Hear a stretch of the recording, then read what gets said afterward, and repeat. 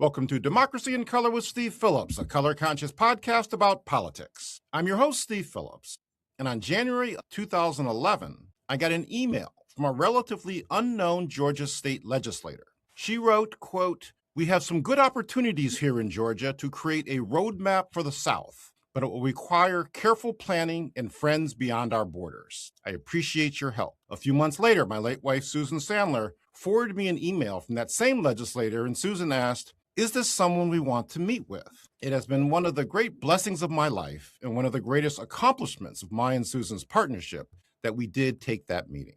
We locked arms with her in struggle to build a truly multiracial democracy in Georgia, a state that served as the setting for the apologia to the Civil War, Gone with the Wind, the state where Martin Luther King Jr. was born. This unknown state legislator told us a decade ago that there were 1 million unregistered people of color in Georgia, and she said, "I am going to register them to vote." 7 years after saying that, and after registering and mobilizing hundreds of thousands of voters of color, that transformed electorate helped us oust the white nationalists in the White House in 2020, and 6 weeks after that, elected the United States Senate, the literal successor to Martin Luther King Jr., a man who preaches from the same pulpit where Dr. King once stood, leading to flipping the balance of power in the entire United States Congress. During that 2020 election, she had spearheaded efforts across the country to successfully defend democracy from the attacks of the occupant of the Oval Office at that time, leading Trevor Noah to ask, should we just put this person in charge of everything, including developing the COVID vaccine, because of her extraordinary vision, determination, and talent to forge a plan and lead the way. And as she herself said, after not reaching the electoral prize she had originally sought, "Just because I didn't get the job I was seeking does not absolve me from responsibility of doing the work. The work continues, more intense and more urgent than ever. And we are all exceedingly fortunate that this extraordinary leader, who was one of the very first guests on Democracy in Color podcast back in 2019, has returned to share her assessment of this moment, what it requires, and where do we go from here, to borrow the phrase from the title of Dr. King's last book. And so without any further ado, let's get to a conversation I've been very much looking forward to.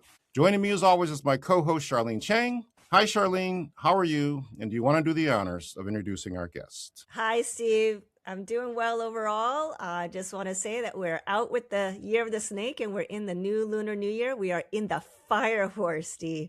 And this is apparently a year of action and change. And if you harness that fire horse power, you can get a lot done. So I'm putting in that intention that that's for our side to have that, harness that fire horse power and for the movements and feeling hopeful for, we can get, being Chinese and Asian, we get another new year. So we get another chance to think about renewal and fresh starts and setting intentions. I am so thrilled. I'm like giddy about our guest today for all the reasons that you just said. I think you had failed to mention also this, our guest today has also had the chance to be I think it was leader of Earth or president of Earth on TV shows. So that is also Star cannot Trek. leave that part of the bio out. But without further ado, I will introduce today's guest. Today's guest is the one and only Stacey Abrams. If you hadn't guessed it by now, with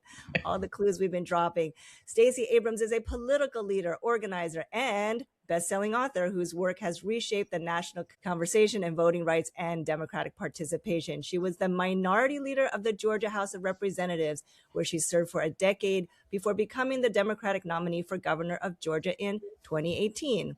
But her impact extends far beyond any single race. For her work building voter infrastructure and expanding participation, Stacey has helped transform Georgia's political landscape, turning that state into a true battleground that helped secure President Joe Biden's victory in 2020.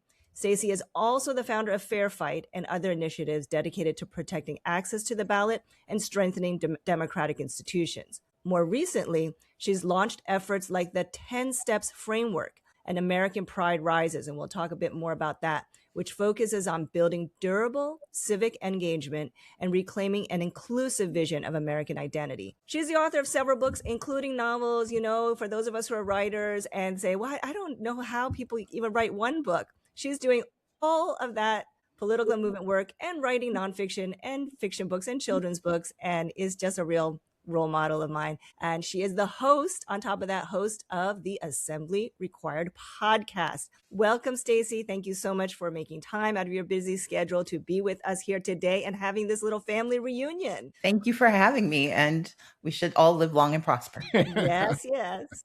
My uncle would have appreciated that. So it's just so great, to be reconnected despite, the conditions that we're in and all of that. And one of the things we had left off the bio is that, yes, best-selling author, but #1 fiction bestseller. So Charlene and I have labored over writing 3 books. And so we were happy for you and not jealous at all. But let's dive in. And so I wanted to kind of frame up our first conversation here about this 10 steps piece. And so I still remember, actually, I was at Phil's Coffee in November 2018, where I do a lot of my work. Because you called in November 2018, realized we were going to come up short in that election. And that same conversation, you said that you were going to pivot to protecting democracy from attacks by the occupant of the Oval Office, who was very hostile. And I remember thinking at the time, is this really the best thing to be doing? But it turns out that you were, in fact, ahead of the curve and played a pivotal role in protecting the democracy at that time. And so now here we are again with the same person in the White House and facing this wholesale attack on all of the pillars of our democracy and our country and our nation. And you've been, again, trying to be out ahead of the curve around looking at naming authoritarianism and trying to lay out some steps and actions around what we can actually do as your 10 steps to freedom and power. So can you just share both how you got to this and then what is the 10 Steps campaign that you're promoting moving forward? Steve and Charlene, thank you so much for having me and for being there when I turn the corner. You're usually there. When you're trying to round a curve, it's nice to have friends. The 10 Steps campaign really evolved from 2 things. One, I was doing a presentation on DEI for a foundation, and my co-panelist, who was there to talk about authoritarianism, had this framework. Her name is Dr. Kim Sheppel. She's from Princeton University. She studies Hungary, and she was walking through this playbook, this authoritarian playbook that she had compiled. It echoed what another dear friend of mine, Will Dobson, had written about in The Dictator's Learning Curve, talking about how dictatorship in the 21st century does not look like what we're used to if you grew up in the 80s or 90s. If you grew up in a time when we saw the fall of democracies, it was usually through coup d'etat or something. But what we're watching now is a very technocratic approach to authoritarianism and dictatorship. And so listening to Kim, I heard echoes of what I'd been reading, what I'd been thinking about, and I saw a complete dovetail with the work I had been doing on DEI, because the central pillar to a pluralistic democracy is diversity, equity, and inclusion. And my concern had been back in 23 when I launched American Pride Rises Network, was that we were so distracted by the bad HR seminar that someone had to go through that we were missing the plot on DEI. And as you know, democracy sits for me at the core of how we make justice and opportunity possible. So I was sitting in this conversation. I heard her, with her permission, I remixed some of what she said and editorialized. And then the second thing that happened was I was giving a talk to a group of students through the John Lewis Freedom Fellows for the Robert F. Kennedy Foundation, the good Robert Kennedy. And in that conversation, one of the kids asked me, he's a college student. He said, well, we still have a democracy by the time I graduate. Wow. And I walked him through. I said, I don't know, but let me tell you what the 10 warning signs are. And so I walked through that litany. That got picked up by the Jimmy Kimmel Show. I was there to promote my novel last year called Code of Justice on AI, DEI, and veterans healthcare. Anthony Anderson asked me to recite them. And so I gave a synopsis of it. I give you that long history because I think it's important for us to recognize that as disjointed as that story of the 10 Steps campaign is, that's just how disjointed and yet how connected the attacks on us are. And so my first responsibility was to make sure that we could recognize what we faced. And that was laying out the 10 steps to authoritarianism and autocracy. But as you know, I cannot countenance stopping with diagnosis. We've got to do something about it. And so the second part is activation. You got to tell people what they do. You can't just say, something's really bad. You've got to tell them what to do about it. And so the 10 steps to freedom and power are really aggregated from across a range of research that I've done and conversations that I've had, stretching from the work of Dr. King and Gandhi, but also Gene Sharp and Francis Piven, Alinsky, looking at how do you activate around solutions. Giving people a problem without giving them solutions is mean. But ultimately, and this I think goes to why I'm always so excited to be in your company, both of you, is that we got to build something from this. It's not enough to stop the bad. We got to build the good, and we've got to build the next. And so the 10 Steps campaign really is about recognizing what we face, activating around defeating it, but then ultimately building what we should have had in the first place. And I think about the books that you've written, Steve. You keep us grounded in this notion that this is not new, but that we've never actually done what we're capable of. And that's really, for me, the crux of the 10 Steps campaign. How do we use this moment of crisis to create the thing that we've always needed? And how do we not become so focused on one person and one actor that we forget that these are systems that are being built? Yes, there is a president who is pushing it forward, but he's not in it alone. And when he is gone, if we have not addressed the systems, we're simply inviting in the next oppressor to continue the work. Stacey, I'm so glad that I'm just reminded the listeners about the thing that Steve does say about how, well, this was we've seen now that what was in place couldn't take the knocks of how, quickly it could be dismantled. And we all had faith in a system like checks and balances and all the things that we were taught about how our democracy was going to be able to go weather these storms. But I'm very, very intrigued by your program and wanted to hear more. I wanted to find out, how is it going? You're talking about building the good. It's not always easy. You're building it from, a kind of ground up. And how is it being received? So once we launched the 10 Steps campaign, the first job was to push out the video and the concepts, make sure people understood it. And then I connected it to all of the component pieces that I've been privileged to help create. So through the podcast Assembly Required, we launched a Substack called Assembly Notes. Actually have a column in Georgia Papers called Fine Print, where we translate national politics into local impact. And through all of those component pieces, we've been really helping people articulate the 10 steps. And that has been extraordinarily well received. But what has been even more, I think, important to me is that we've gotten people to start talking about the 10 steps to freedom and power, because that's the place where people feel agency and they feel compelled to do something about it. Our metrics have been great. So we've had about 40 million impressions from the 10 steps work that we've put out there, whether it's the 10 steps campaign, laying out the 10 steps to freedom and power, laying out the 10 steps to authoritarianism and autocracy. But in addition, we have gotten more than 25,000 people to sign up and say that they're in this with us. But what I'm most excited about is our partnership. And one of my missions, whenever I do something, I don't go it alone. It feels good. It may make your ego feel good, but it's a guarantee for your failure. Mm-hmm. And so part of the 10 Steps campaign was to create an architecture to serve as a wayfinder for individuals who want to find out what they can do, but organizations that want to be connected with people who are ready to act. And so through that, we've been able to onboard more than 30 partners who cover more than 50 million people in this country who are ready to take action. And again, as we define ourselves, we're a wayfinder. We are a resource. If you want to know what the steps are, is this my imagination, or is this thing that they're doing with the National Park Service part of authoritarianism?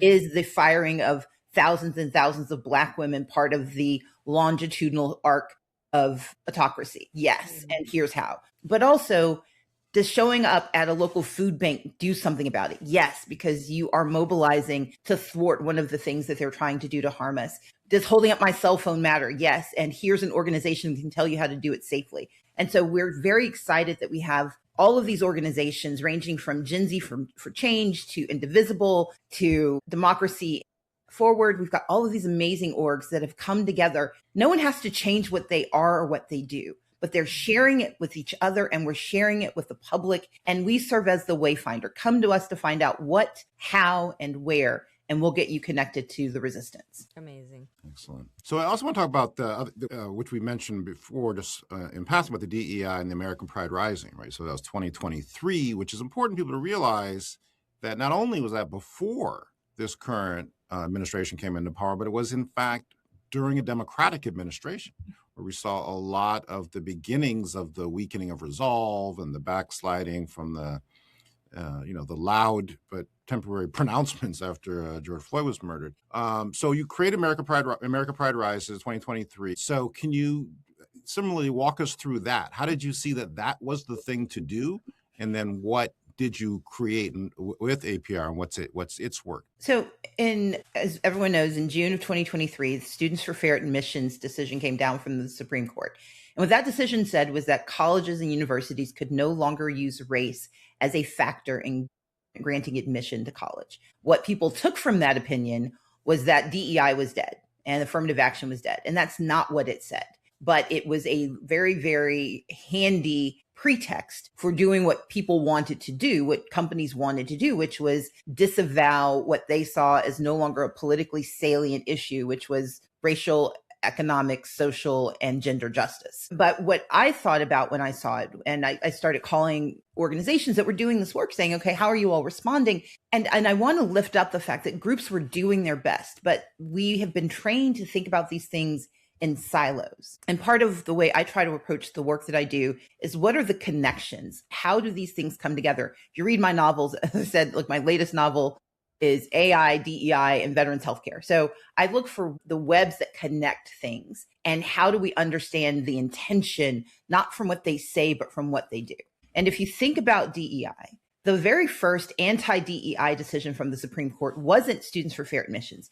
It was Shelby v. Holder, because in our country, there are 3 ways to achieve the American dream: education, what you know; economics, what you do; and elections, who's in charge. And DEI is the wholesale body of law, regulation, and practice that has made it possible for communities to participate in the American dream, irrespective of their background. That's what DEI is. The right gets it. The left gets confused about it, because what we've allowed to have happen is this demonization of the possibility that we might deserve access to all of those things. And so if you timestamp the recent attacks on DEI, it started with Shelby v. Holder in 2013. Second Supreme Court decision was the Dobbs decision. So Shelby v. Holder was attacking elections because the Voting Rights Act gave access to communities of color to the levers of participation in our democracy. The Dobbs decision stripped women of bodily autonomy. Mm-hmm. And the reason that matters is that when women were able to fully enter the workforce and education and have control of their futures because of the right to full medical care, including abortions, it changed the trajectory of America. And there are some folks who were mad about that. Mm-hmm. And then your third, so you've got Shelby, you've got Dobbs, and then the third is Students for Fair Admissions, which gave the starting gun to universities and colleges that they could go back to discrimination and they would be not held accountable. And if you think about those 3 things coming together, it's this evil triad that they use. And to me, the response to an evil triad is a virtuous cycle. And so the American Pride Rises Network is a set of organizations, because I like to create lots of things. Because the whole idea is, if you only attack one part of the problem, it's just going to force the evil into another dimension. And so I try to surround the challenge. And so we created a C3, a C4, a C6, and a PAC to really attack how they do this. And that is education. So let's make sure people understand and are inoculated against the attacks. Let's do legislation to make sure we are fighting for what we deserve, and litigation. Let's make certain that they can't dismantle what we have. And so when the newest round of authoritarianism started, for me, it was a unfortunate precognition that this was going to be necessary, because the groups that we were able to create through American Pride Rises sit next to the groups I was able to create post 2018. So Fair Fight, Fair Count, and SEEP. And now the work we're doing together on the 10 Steps campaign, to me, it's all of the same piece. We can't build the America we deserve if we don't understand how they're dismantling the America we have. Central to that is understanding that DEI is in the DNA of America. They know it. And that is why the very first executive orders issued under this presidency were to dismantle access to democracy and its perquisites for as many people as possible, as quickly as possible. That's right. I am so here for the way you're framing all this up, and I hope listeners are listening carefully. This idea that DEI is in our DNA, and it's not something new, and it's not something that's just an add-on and a fad. At a forum that was hosted by NYU last summer, you called out this type of, and you mentioned it just a few minutes ago, this performative nature of corporations, some organizations around DEI, and how many of those corporations have since backed down from DEI. I just wanted to quote you from that forum. If your mission was true equal opportunity, then it wouldn't have taken the murders of George Floyd and Ahmaud Arbery in 2020. It wouldn't have taken those murders and the zeitgeist to create that space. But for those for whom it was a moment to performatively say, here's who we are, it was very easy then to rescind because it was never who you were. It was something you thought you had to do. So my question to you is that if DEI has been mostly symbolic for many companies and organizations and entities, what would it take for equity to be treated as a real obligation, let alone a real sense of something that they would want to do because they could see that it was the right thing to do, rather than a temporary marketing position or brand strategy? So I think there have been two really important fallouts from the anti-DEI fervor. One is Target, and then the other is Costco. And what we learned from Target was that when you walk away from the core narrative that you've built your brand on, you will not only lose your customers, you lose your credibility. And credibility, when lost, is very hard to buy back. And so for any organization, corporation or not, and I would include universities in this and other entities, if you are telling your customer base, I see you and I'm here to serve you, and my commitment to you is this relationship we have. When you cheat on me, I'm going to believe you. So I used to write romance novels. That kind of betrayal doesn't disappear. You don't forget what happened. You may have to go by and say hi. You might have to run into Target and buy something, but the core betrayal stays. And we have to remember that the longitudinal memory of consumers is long. And there is a danger to appealing to political wins that can last 4 years, but losing commercial opportunity for decades. So that's one. But then you got Costco. Costco was built as a brand in service of service members. It was designed for people who needed a place to be able to buy at cost and not have to go outside. Their pocketbooks just weren't flexible enough. And they were employees of the federal government. And so the whole brand narrative was, we're going to serve you and we're going to see you and we're going to always operate our business with your fidelity in mind. And so when Costco was attacked, it fought back and said, no, we're not going to change who we are. And they saw their market share grow, and it continues to grow because the authenticity of their intent was not about some, momentary, fly by night narrative that could sell something. It was, these are our values. And my only admonition is, look, know what your values are. If your value is money, that's fine. But you need to know whose money you're getting. And if you are willing to abandon entire swaths of the population and leave their money behind, don't expect their money to come back. And if you look at the nature of the US, our demography says that by 2040, we are a majority minority nation. And encompassed in that demography, you have people of color, you have people of different sexual orientations and sexual identity, you have people with disabilities, you've got lots of different communities, and they are watching today to see if you will stand in their defense. And if you will not, they may not be able to respond in this moment economically, but they will remember. And the last thing I'll say is this. We know that businesses can see this because in 2025, there were 34 shareholder attempts to dismantle DEI. Every single one got defeated because ultimately, as Harvard has proven, as Forbes has proven, as every research opportunity has proven, DEI sells. When people can trust that you want them and their money, they'll give you both. But when you betray them, they will leave you. They may not leave immediately, but they are getting ready to go and they will not come back. We know you wrote romance novels. I think when I introduced you in 2019, the opening sentence was, we are joined by a former romance novelist and tax attorney. Yes. So your breadth has been wide. And I want to pivot to politics, but I think this Costco point is a good one in terms of doing that. And I think I had talked about them in one of my books too, is that Costco is one of the few places that people pay to shop there. Yes. There's almost nothing else like that. And that shows this whole loyalty piece. And then in addition to that, they don't, which is the pivot to politics, they don't spend a ton of money trying to convert people to become their customers. Nope. They're focused on serving their customers. Exactly. So turning then to politics, and what's this adage that people have said, right? Dance with the one that brung you. Mm-hmm. So here we are in this moment, 2026, this, pivotal election year, hopefully election year, actually will allow us to have elections. And then, so everyone's obviously desperate to get back into power, flip the House, hopefully even the Senate, and try to figure out how to go about doing that. And so what you are hearing a lot of this talk about affordability. And so this is a major, almost kind of like mantra of a lot of Democrats across the country, but it's almost to the point where people, to me, feel they're saying almost like if we just repeat this one word over and over again, that will oust the people who are in power. Mm-hmm. As you talked about, this is an administration which from the very first hours it took power was laser focused on undoing efforts for racial, economic, and gender justice and signaling to their supporters that they should be excited to support them. So in this context, what are your thoughts around how should we be messaging in the context of so much of white racial fear and resentment underlying the power of this current administration and their supporters? How do we fight back, and what is the language and messaging that we should be lifting up in order to reassemble and re-manifest our majority? So at its core, people vote when they think there's something in it for them.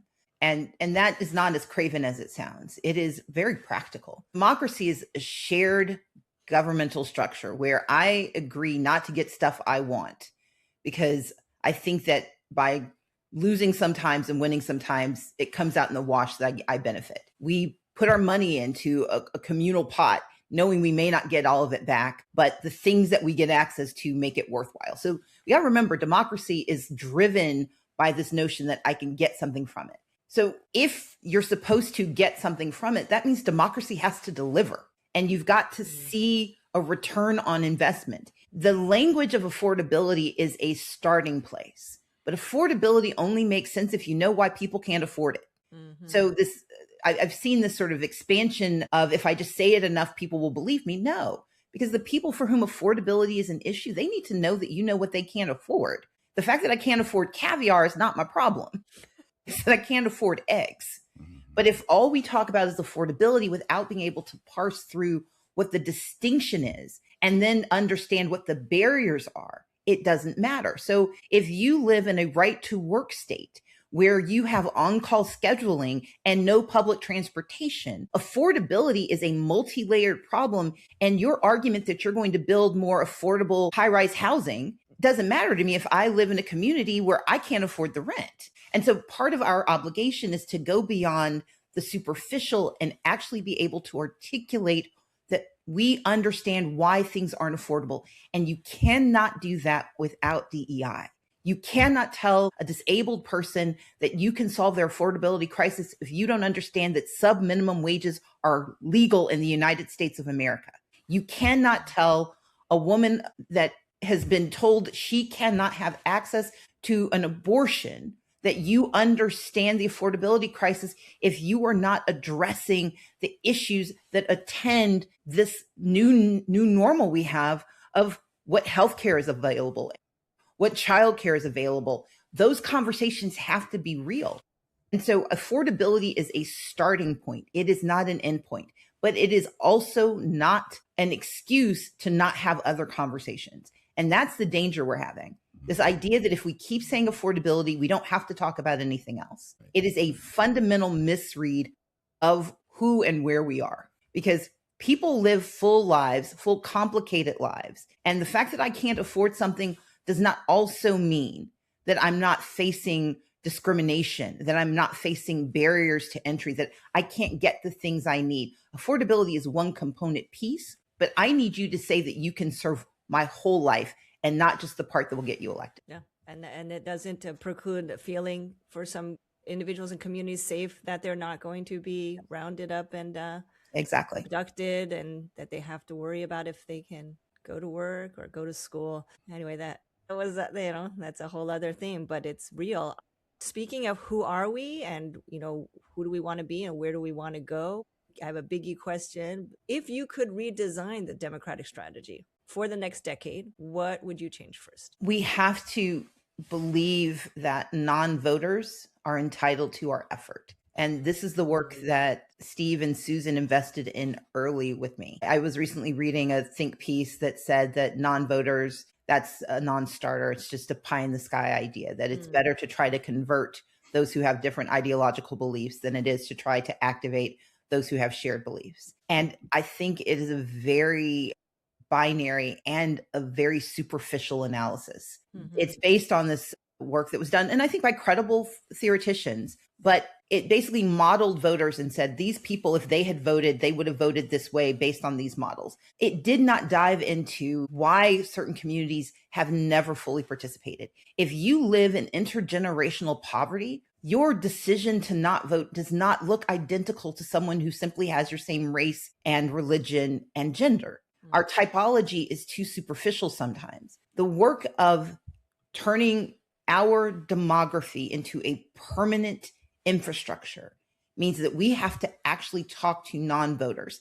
75 million voted for Kamala Harris, 77 million voted for Donald Trump, 90 million people didn't participate. And there's this theory of the case that those 90 million, if they'd voted, would have all voted for Trump. That's not actually true, because we don't know what they would have done had the Democratic Party had conversations with them over the course of many years and offered real opportunity and a real analysis and real solutions to their problems. I'm the daughter of pastors. That's right. My parents do conversion. Like, their job is to change your moral framework. That's hard work. But as someone who is an avowed Democrat, there is nothing that someone can tell me that's going to make me disavow my core beliefs about poverty and justice and a woman's right to choose. Like, you're not going to be able to figure that out, especially not in a 30-second ad. And the notion that Democrats, by compromising our values, can somehow become the victors by converting a Republican into a Democrat. I say talk to everyone. Let's be clear. I believe in campaigning everyone. If you watched me campaign, I go everywhere. Sometimes it came really close to working. Sometimes it didn't. But I never disavowed any communities to have conversations with. But what I refused to do was change the values I talked about based on the community I was in front of. Our authenticity is what can help us win. But our authenticity has to be matched with the belief that we've got to talk to everyone. The shorthand is, look, you can try to convince an atheist to become a Baptist, or you can get a Baptist to go to church. I want to get Baptists to go to church. I want people who share my values to believe that voting will make those values manifest.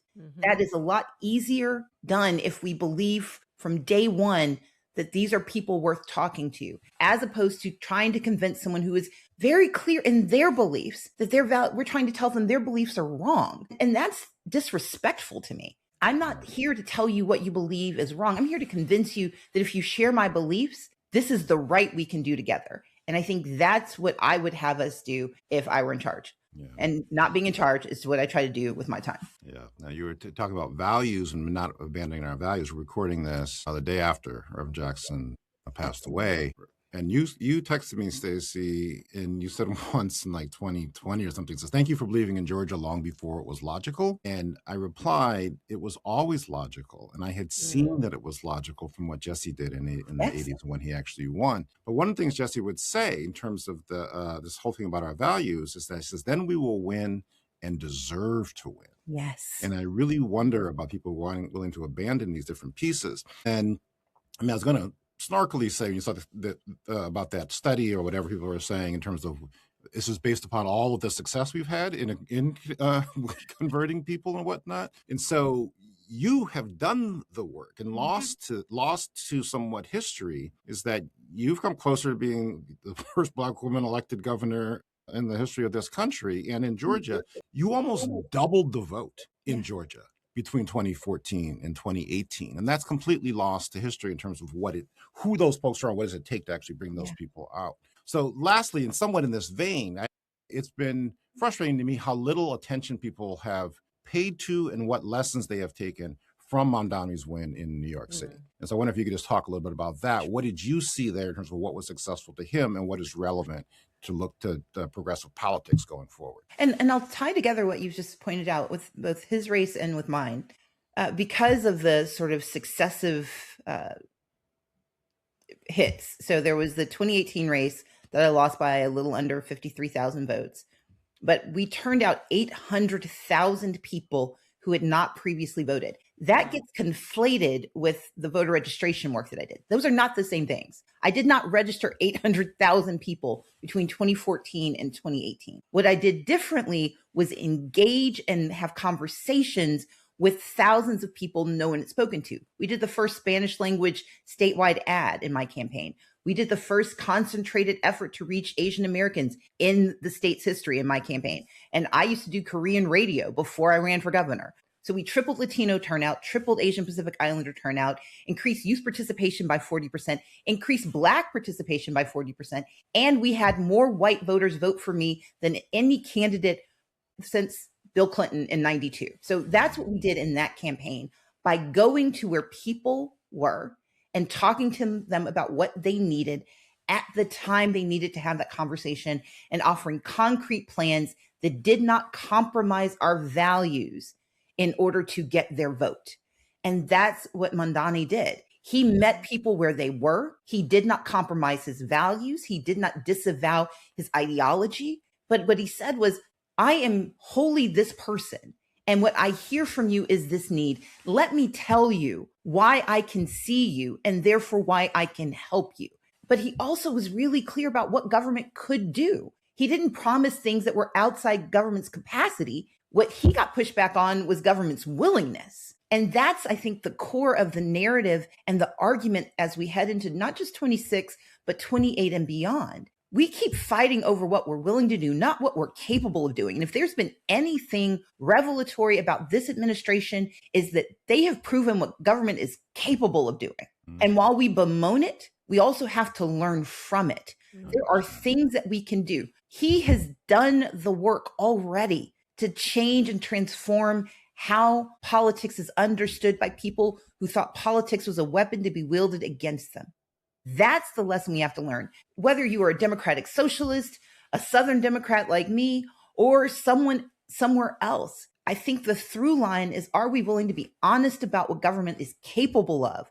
Are we willing to talk about what we believe we should do with that power? And are we able to see people's needs, not despite who they are, but because of who they are? I talk to folks in Northwest Georgia, which is a very rural white part of the state. I go there and talk to folks because they need to hear from me too. I don't expect them to believe what I believe or know what I know or have lived what I live, but I am never going to deny them the agency of getting to make that choice. And that's how we get things done. Sounds good to me. That sounds, and I am just so glad that we got a chance to hear first of all, what you're up to these days, and to hear, your thoughts on where we are right now as a country. I know that a lot of our listeners are going to want to stay tuned and keep up with what you are up to. So, and before we close out, I wanted to ask you, where can people keep up with you? Fine. I would love for people first to sign up at 10stepscampaign.org. Sign up at 10stepscampaign.org. But if you want to know anything else I'm working on, just go to stacyabrams.com and you'll learn all about the work I'm up to.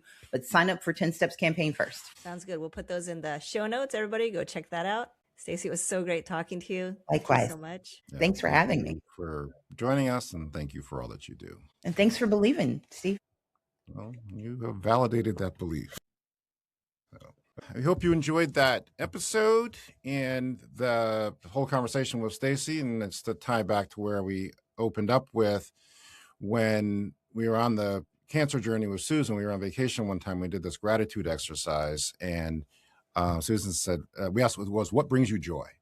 And Susan said, what brings me joy is knowing there are people like Stacey Abrams in the world. And so we hope that this episode has shared some of that, and then we have great appreciation that for what she does, but also that she took the time to join us today. And that is all the time we have for today. And so thanks for listening to Democracy in Color with Steve Phillips. If you like what you heard, help us grow this community. Subscribe wherever you get your podcasts, and share this episode with someone who cares about the future of our democracy. And now you can watch Democracy in Color on YouTube, so be sure to subscribe there too. You can follow us at Democracy in Color on Facebook, Instagram, and Blue Sky. You can find me on Facebook and LinkedIn as Steve Phillips. To stay connected with everything we're working on, sign up for our newsletter at democracyincolor.com. This podcast is a Democracy in Color production. Olivia Parker is our producer. Fola Onifade is our staff writer and associate producer. Charlene Chang is our editor and co-host. Special thanks to April Elkier for Quality Check. Recorded virtually with support from the podcast studio of San Francisco. Until next time, keep the faith.